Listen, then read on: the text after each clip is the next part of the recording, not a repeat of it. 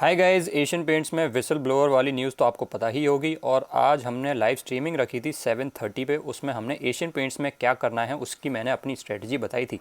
लेकिन अभी क्या हुआ है, 7:46 आप देख सकते हैं यहाँ पे टाइम, 7:46 पे, 7:30 पे हमारी लाइव स्ट्रीमिंग शेड्यूल्ड थी और 7:46 पे एशियन पेंट्स की तरफ से एक क्लैरिफिकेशन आया है उस न्यूज़ पे। आप देख सकते हैं, clarification on a news item published in the Hindu business line on 22 and 23 अक्टूबर। तो उस पर क्लैरिफिकेशन आया है एशियन पेंट्स का और उस क्लैरिफिकेशन के बारे में हम बात कर लेते हैं इस वीडियो में। तो सबसे पहले दोस्तों, क्लैरिफिकेशन में क्या कहा है भाई कंपनी ने। कंपनी का क्लैरिफिकेशन है, द कंपनी हैड एंटर्ड, यहाँ पे पढ़ते हैं, यहाँ पे the company had entered into a technical consultancy agreement with one mister Jairam Nadkarni, ex employee of the company and PPC during the financial year 2005 and 2006। 2005-2006 में कंपनी ने एक एग्रीमेंट बनाया था मिस्टर जयराम के साथ उनकी टेक्निकल कंसल्टेंसी के लिए, और उसके लिए उन्होंने एक अपफ्रंट फीस दी थी 1.2 करोड़ की और उनको एक मंथली फीस दी थी 12 लाख रुपए पर मंथ, जिसका टोटल 21 मंथ्स में बनता है 2.52 करोड़। तो जो विसल ब्लोअर ने कहा था कि इनको बहुत सारे पैसे दिए जा रहे थे, तो मंथली भी पेमेंट दी जा रही थी, कुछ अपफ्रंट पैसे दिए गए थे, तो उसका ये क्लैरिफिकेशन एशियन पेंट्स की तरफ से आया है। और क्या टेक्निकल कंसल्टेंसी थी वो यहाँ पे लिखा हुआ है, process for manufacturing of resins to the company with respect to the products governed by the agreement. ठीक है, यहाँ पे इस पॉइंट में तो ये है। अब उन्होंने कहा है, as he was an ex employee he provided this technical service exclusively to the company, there was no related party relationship existing at this point of time. उस टाइम पे कोई भी रिलेटेड पार्टी रिलेशनशिप नहीं थी।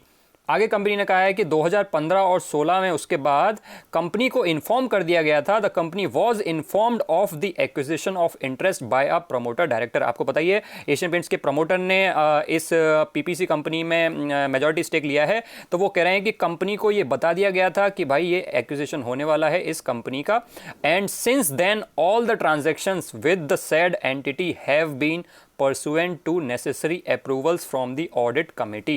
और उसके बाद से, जब से एक्विजिशन हुआ है इस पीपीसी कंपनी का, उसके बाद से जो भी ट्रांजैक्शंस उस कंपनी के साथ किए गए हैं वो अप्रूवल लेकर के किए गए हैं from the audit committee of the board of directors of the company, और सारी चीज़ें बिल्कुल लॉ के अंतर करी गई हैं, तो कोई भी इलीगल चीज़ नहीं की गई है।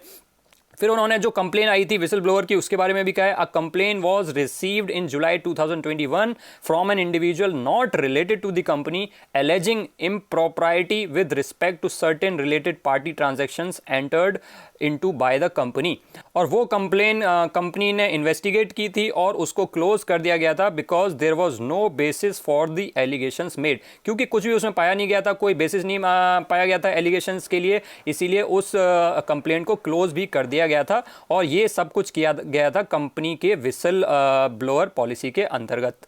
आगे कंपनी ने कहा कि the company had also received email inquiries from SEBI and NSC seeking details of the said transactions and the company has provided all necessary details and explanation sought by the said authorities along with an overview of the processes followed for approval of related party transactions. तो सेबी ने उनसे कुछ inquiry की थी, NSC ने inquiry की थी, और वो सारी डिटेल्स उन्होंने दे दी हैं उनको और सारी चीज़ें एक्सप्लेन कर दी हैं।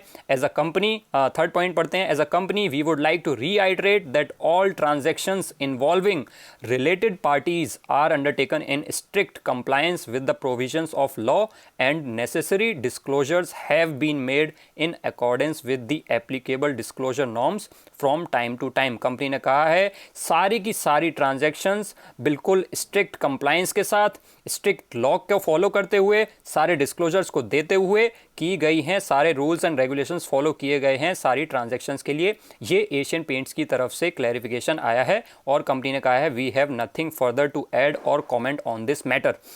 अब दोस्तों, जैसा कि आज की लाइव स्ट्रीम में मैंने आपके साथ डिस्कस किया था कि इस न्यूज़ में जो विसल ब्लोअर की न्यूज़ आई थी उसमें मुझे पहले ही झोल लग रहा था।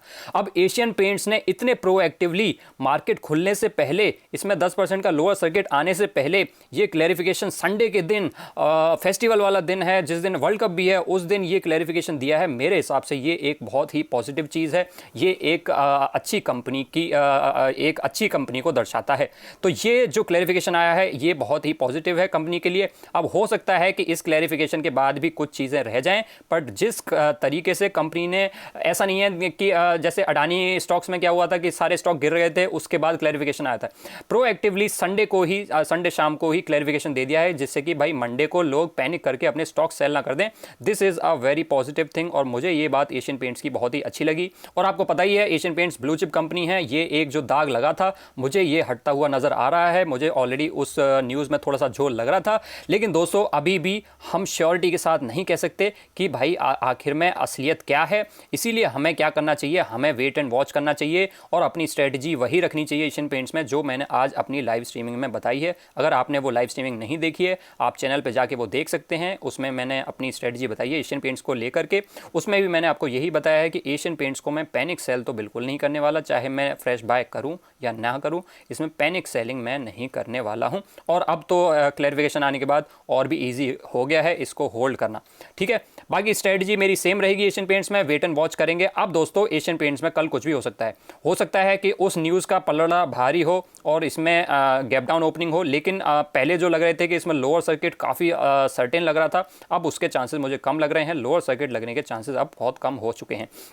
लेकिन दोस्तों इसमें अब एक गैप अप ओपनिंग होने के भी चांसेस बढ़ गए हैं, जो अगर ये क्लैरिफिकेशन नहीं आता उसके बिल्कुल भी चांसेस मुझे नहीं लग रहे थे। अब मुझे इसमें एक गैप अप ओपनिंग के चांसेस भी लग रहे हैं, क्योंकि जिस तरीके से जैसा मैं फिर से रिआइट्रेट कर रहा हूँ, जिस तरीके से प्रोएक्टिवली एशियन पेंट्स ने इसको आके क्लैरिफाई किया है। देखो अगर कुछ झोल होता तो ऐसा हो सकता था कंपनी डिले करती रहती और क्लैरिफिकेशन आता या फिर बाद में आता, कोई वैसा अगर इंटेंशन होता कि स्टॉक को गिराने वाला, तो मंडे को मार्केट जब गिर जाती, एशियन पेंट्स जब गिर जाता, उसके बाद क्लैरिफिकेशन आता। क्योंकि आज ही क्लैरिफिकेशन आ गया है, ऐसा लग रहा है ऊपर से कि एशियन पेंट्स ने कुछ गलत नहीं किया है, लेकिन फिर भी सारी चीज़ें हमें नहीं पता है। इसीलिए I would wait and watch in Asian Paints और उसकी जगह मैं बर्जर पेंट्स पे फोकस करूंगा पूरी स्ट्रेटजी के लिए। आज की आप लाइव स्ट्रीमिंग देख सकते हैं।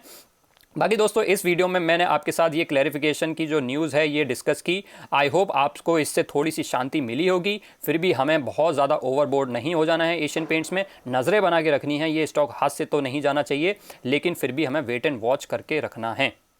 दोस्तों आज के लिए इस वीडियो में बस इतना ही। आई होप आप लोगों को वीडियो पसंद आया होगा। अगर पसंद आया हो तो आप वीडियो को लाइक कर सकते हैं और चैनल को सब्सक्राइब कर सकते हैं। Thanks for watching guys, I will see you next time.